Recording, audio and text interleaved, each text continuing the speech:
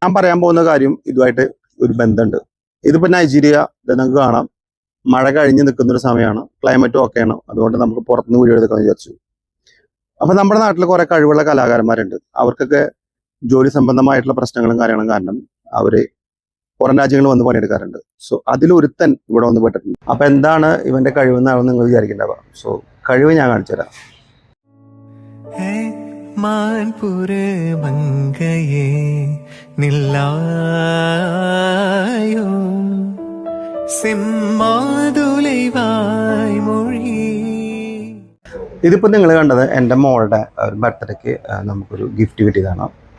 അപ്പോൾ നമ്മുടെ നാട്ടിലാണെങ്കിലും നൈജീരിയയിലാണെങ്കിലും നമുക്ക് സ്പെഷ്യലായിട്ട് ആരെങ്കിലും ഗിഫ്റ്റ് കൊടുക്കണമെന്നുണ്ടെങ്കിൽ നമ്മൾ ആദ്യം ചിന്തിക്കുക ഇപ്പോൾ വാച്ച് അങ്ങനത്തെ കോമൺ ആയിട്ടുള്ള ചില ഗിഫ്റ്റുകളായിരിക്കും. പക്ഷേ ഇതുപോലത്തെ അതായത് നമ്മളെപ്പോഴും ഓർമ്മിക്കാൻ പറ്റുന്ന രീതിയിലുള്ള നല്ല നല്ല ഗിഫ്റ്റുകളൊക്കെ നമുക്ക് കൊടുക്കാൻ പറ്റുകയാണെന്നുണ്ടെങ്കിൽ അതായിരിക്കും അടിപൊളിയെന്ന് എനിക്ക് തോന്നുന്നു.